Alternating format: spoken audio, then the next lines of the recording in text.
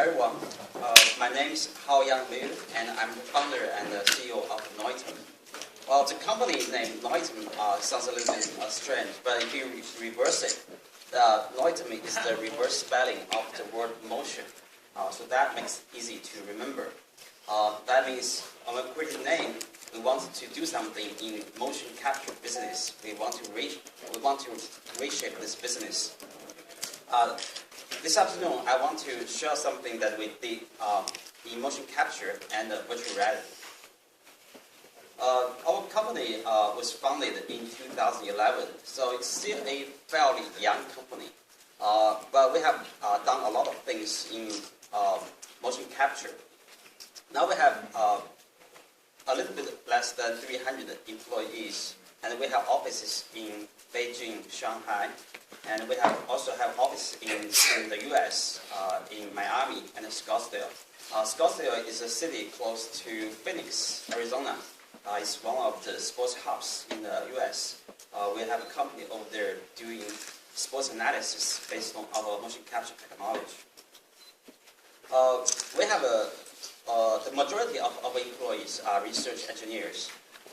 We do pretty much everything in-house. We start from hardware, firmware, data transfer, wireless data transfer, software, etc., etc. So, yeah, we are quite efficient. And we have set a few records in motion capture history. On the left-hand side, that's our previous product. It's called Perception Legacy.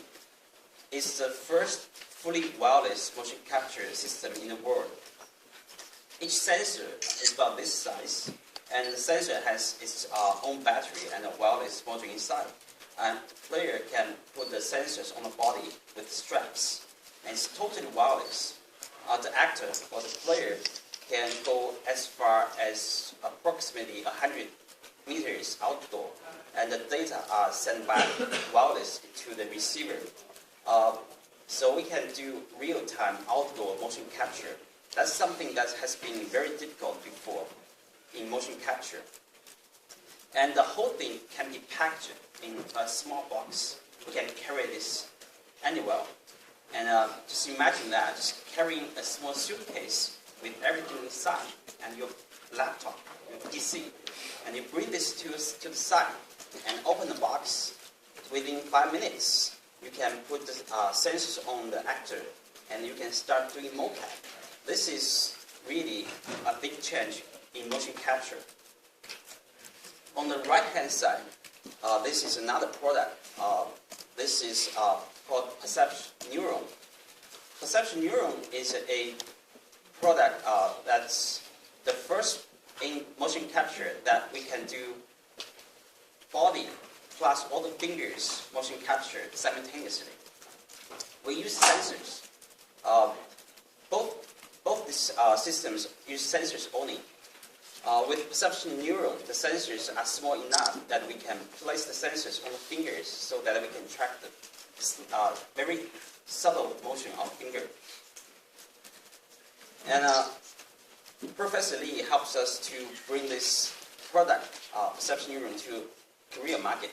So I believe a lot of you probably will see this product more often in Korea. So in a lot of people's minds, motion capture is still a rocket science-like technology. It's really complicated and sophisticated. But right now, with our technology, we make motion capture a totally variable solution. You don't need anything bulky. Everything is small that you can carry. It's portable. You can carry this, and you weld sensors on the body. You don't need any external stations. Then you can do mocap. So this is a history of the evolution of motion capture technology. The first generation of mocap is mechanical based. People have to weld a mechanical system, and when the actor moves, this rigid bars move, and we measure the angles. So that's not accurate, and it's really difficult to use. And in the middle, that's optical based system. this has been in business for over 15 years. The technology is quite mature, but it's still not very easy to use. To use optical system to do mocap, we need a dedicated studio. We have to set up a lot of cameras. Usually, we need to set up multiple layers of cameras, so the cameras can see the top, see my feet. And the actors need to wear this kind of black suit. And on the black suit, they put reflective silver, black reflective markers. The cameras will see these markers, and the computer will calculate the traces of these markers. Then we do the computation to reconstruct the actor's motion afterwards.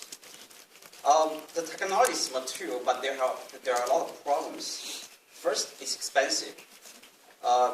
This kind of optical systems can cost like $1 million easily, and it's a big system. To move the system is almost impossible. The recalibration takes forever.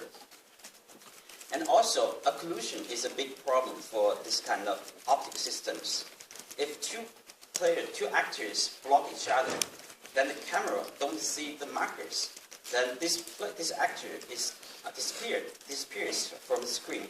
So it's difficult to do real-time motion capture using this kind of optical system. Usually, it's a post-processing work. We do the mocap, and because of occlusion, some data are lost, and then we do post-processing to manually add this data back. And now, what we do is on the right. We call it inertial sensor-based motion capture technology. We use inertial sensors only. If you don't know what inertial sensors are, just look at your smartphone. There are several inertial sensors inside. There are gyros, there are accelerometer, and there are electronic compass inside. These are all called inertial sensors.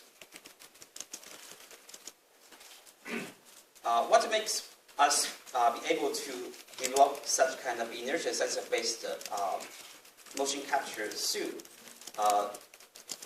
is based on the advance of both science and technology. In the middle, that's a gyroscope that people use on the planes. It's quite big and heavy. This is a mechanical gyroscope, and it is expensive. But right now, just imagine the gyro in your smartphone. It's really small. It's probably 1 millimeter by 1 millimeter. It's really small, and it's fairly accurate considering its size.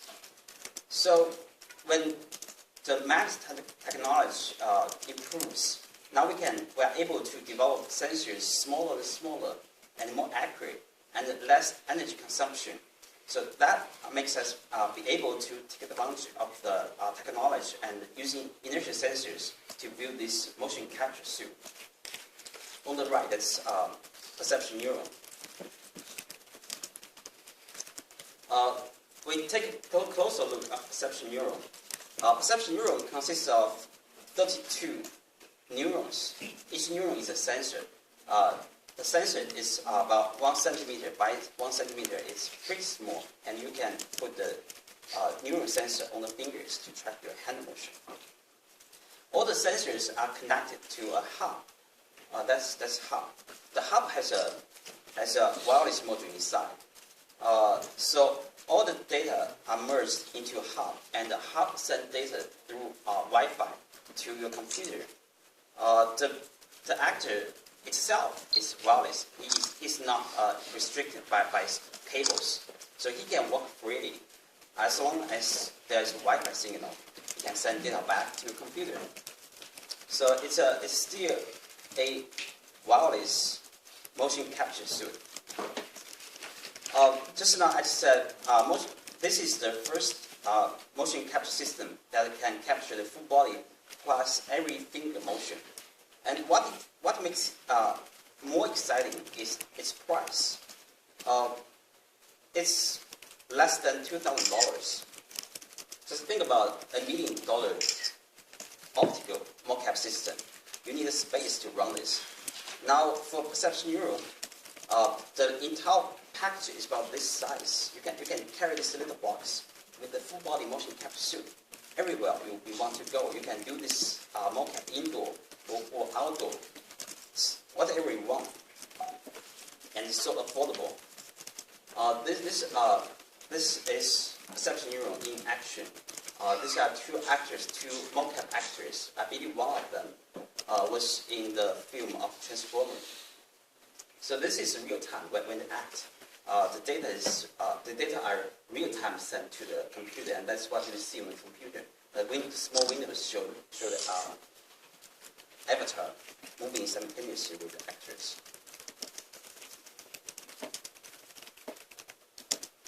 So now, with motion capture suit, we can digitize people's motion data in 3D. The next step is what we can do with this motion data. Actually, there are so many things we can do. It starts from sports training to game interaction. There are so many fields that can take advantage of the motion data.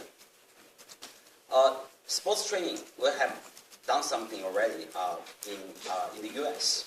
We use our motion data to train the golfers because golf is one of the fastest sports. The swing is really fast in sport, among sports. And also, golf is really powerful about little movement of the body. So if we can do measurement of a golfer, then pretty much we can do the majority of sports. Visual special effects, that's filmmaking, that's the traditional application fields of motion capture.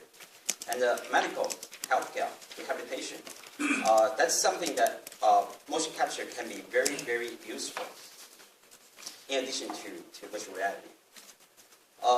The doctors need to understand the patient's motion before he can help him better. Virtual reality, we will cover this part later. Robotics, I have a slide later. Game interaction, game production, that's very straightforward. Well, these are just a few possible application fields. There are more. Okay, I'll give you some examples of how people use perception neuron. This is a screenshot from the TV series Game of Thrones. Game of Thrones use perception neuron for their motion capture purpose. When they won an Emmy Award last year, in one of the interviews, they mentioned that thanks to perception neuron, now we have a new way, a whole new approach to do motion capture. So that means even though perception neuron is such a affordable system and a light system, it can still handle the big projects. In addition to Game of Thrones, perception neuron is also being used in several other filmmaking big titles, but we are under NDA, so I cannot disclose the names. This is another example of using perception neuron. This is a live stage performance. This is a video. Let's play the video. So there are so many drones, and this actor is controlling the movement of these drones. This actor is one of the most famous magicians in the world. He's famous. He's known for his technology, magic shows. So I know he uses perception neuron to do this show, but I don't really know how.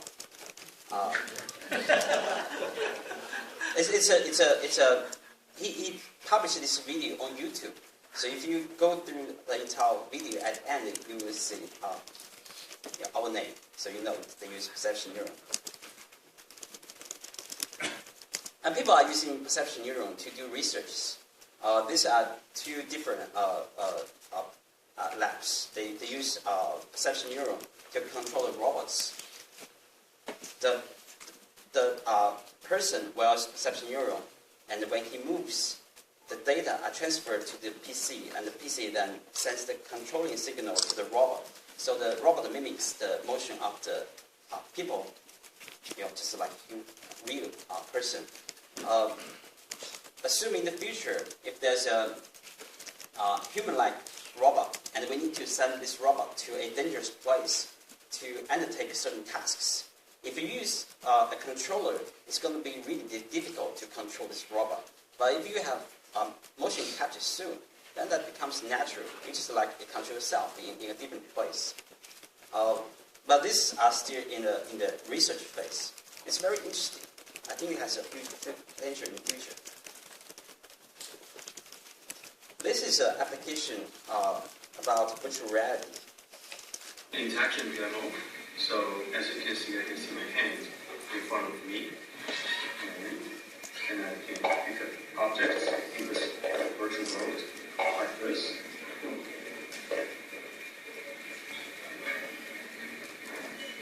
Here there are also some zero gravity objects like this.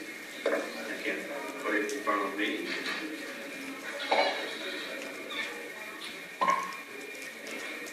Something like this.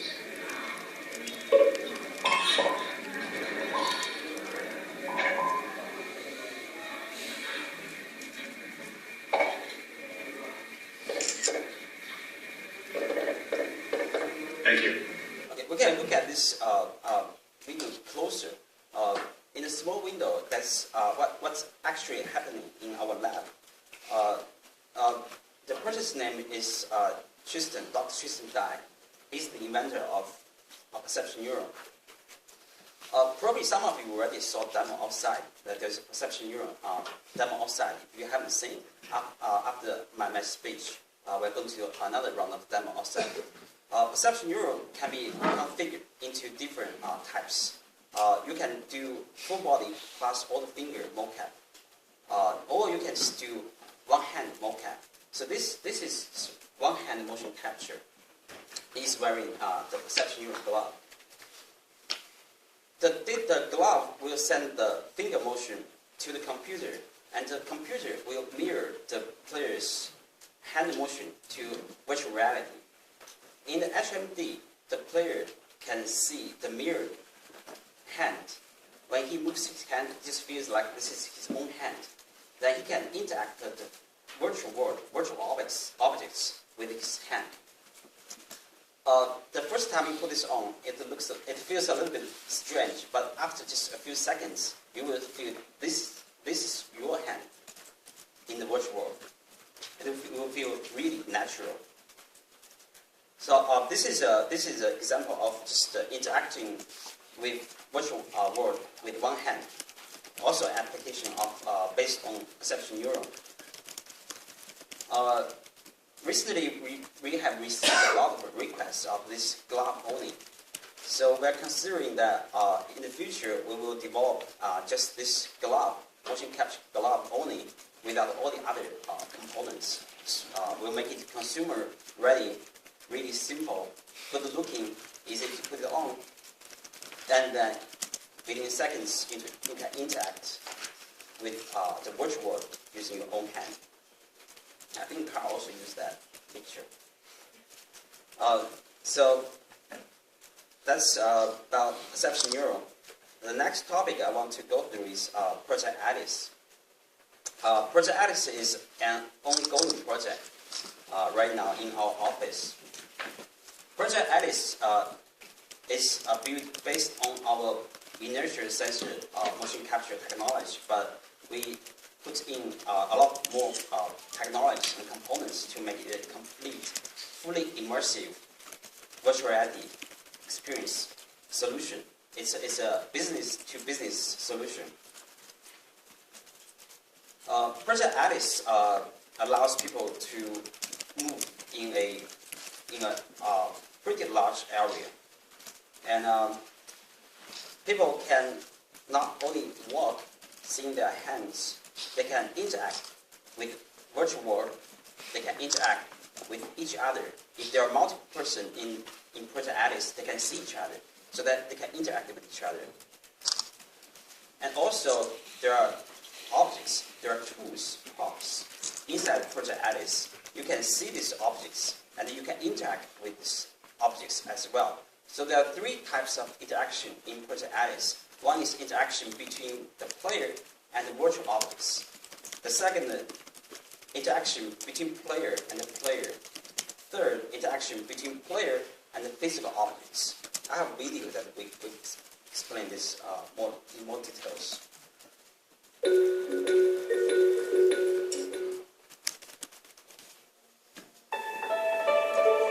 This is a demo we did in January. We built a small cage.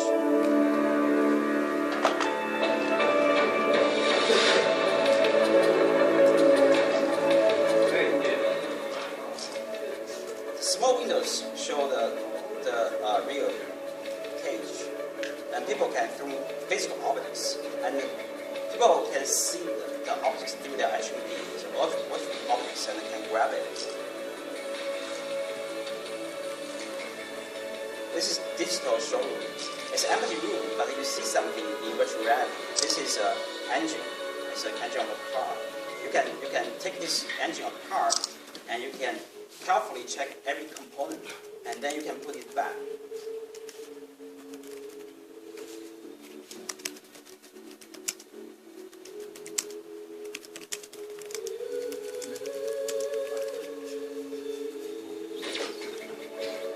A plastic gun, a toy plastic gun in virtual reality becomes a really fancy, powerful gun, and you can use this gun to shoot enemies.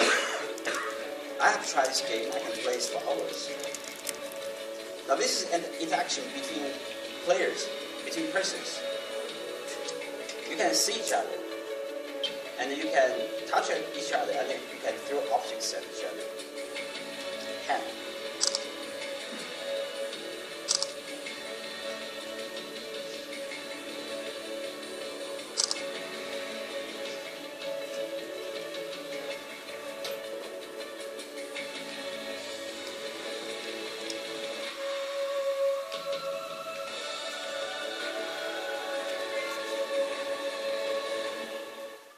Just now in Carl's speech, he mentioned that a good virtual reality experience should not make people sick. If a virtual reality makes people sick, then that's not the real virtual reality. So Project Alice, Carl has a checklist. That's the first time I saw that checklist. He said if you make all these points, then it's a good VR experience. Project Alice can check all those boxes. A lot of people who have tried Project Alice for the first time, after they try it, they say, it's really strange. Why strange? Because I don't feel dizzy at all. I don't feel seasick at all. We would tell them that's because we have really precise head tracking and really low latency. So if the latency is low enough, the frames per second is high enough, and accuracy is high enough. So you don't feel dizzy at all. You feel everything is so natural. And we allow people to shake hands in virtual reality. After they finish the experience, they take out HMD, they look at their hands, they don't feel, they're confused, they don't know which one is real. When they look at their real hands, they just don't believe this is their hand.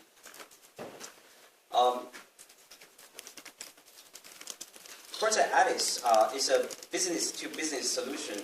It composed of more than inertial sensors themselves. Project Alice has cameras. We have cameras, but we don't use as many cameras as optical mocap. I'll explain a little bit about the good and bad of inertial sensors. Inertial sensors have a lot of advantages, but also it has a shortcoming. Inertial sensors are not very good at tracking the positioning, and also it only knows the relative movement. It doesn't have the absolute positioning. So we use these cameras to help to correct the positioning. Project Alice is a hybrid system. It's an inertial sensor plus optical hybrid solution. As far as I know, Project Alice is the only commercially ready hybrid system in the world right now. If we look at these pictures, that's the glove on the left, and that's the that's the marker we put on the headset and on the body, and that's the prop. All these components have this little balls. These balls are markers, reflective markers. That's for the optical system, for the cameras to see, to track positioning. And every of these components also have inertia sensors inside. So we use inertia sensors to do most of the tracking, and then we use the optical system to do the positioning correction. Well, this makes this system very robust. Even if it's blocked, there's an occlusion. We don't lose the position because the inertia sensor is still there. As soon as the camera sees the markers, it will correct positioning. So we always have the correct positioning, and we never lose the signal. So that's the tracking. And also we have this. We use backpack PC or backpack laptop. People have their HMD, and their HMD is connected to the backpack PC or laptop.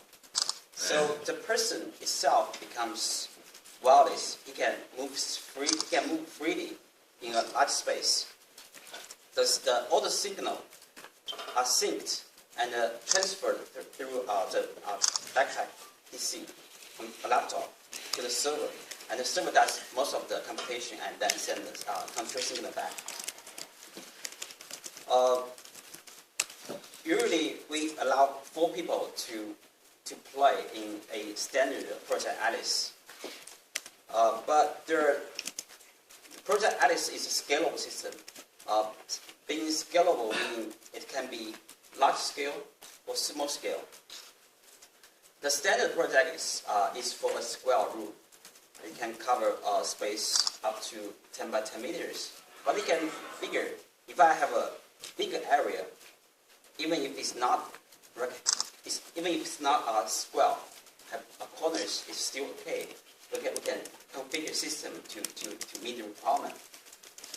And we can allow more than 4 people.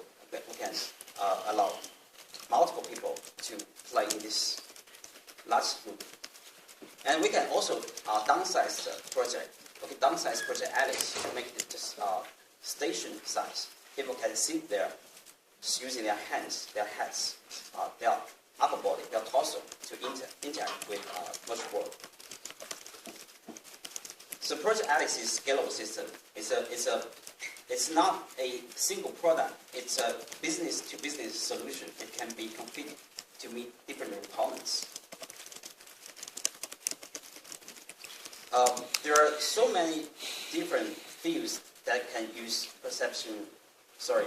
Project Alice. The first one, I think is going to be very popular in Asia, is VR theme park, or we say VR experience center. We imagine that in the near future, in the malls, there are these little stores that you need to buy a ticket, just like you go to a cinema. So you buy a ticket and enter this empty room, put on the gears, put on the HMD, put on our sensors and the backpack PC. And what you see is a totally different world. You see a really brilliant virtual world, and you can interact with the other people, with the other players, or the objects in this room. We will have certain tools, props inside.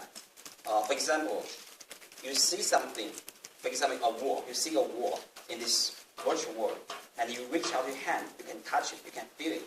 So everything is a mixture of reality and virtual reality. It gives you the feeling that you are living in the game. You are not playing this game, you are living in this game. You can touch it, you can walk around. You use every part of your body to feel the virtual reality. So I think this will be quite popular in Asia. Right now we have the hardware already, and we are working on certain contents ourselves. But honestly, we are not very good at content development. And I know Korea is there are so many good developers here in Korea. So we are looking for content developers. if you are interested in helping us out with contents, so please contact me. Next is virtual training. There is not much difference between games and virtual training. Sometimes people call virtual training serious games, meaning that it's still a game, but it has a serious purpose. Virtual training, like military virtual training, is to create a battlefield in VR, and you see virtual enemies coming to you, and you see your friends, your soldiers. So you can work together to kill enemies and protect yourself. It's still games, but it's virtual training, but it has different tactical clients group.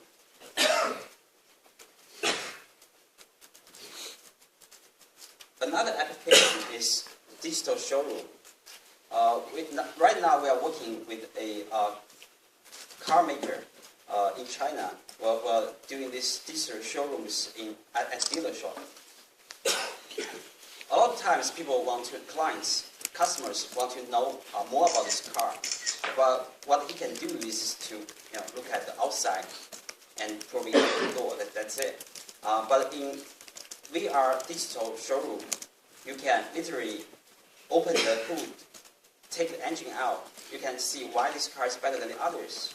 Maybe you can also do a virtual test drive. So you can do so many things in this VR digital showroom.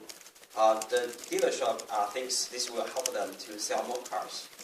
So we are doing one example right now in China. We'll see how it goes.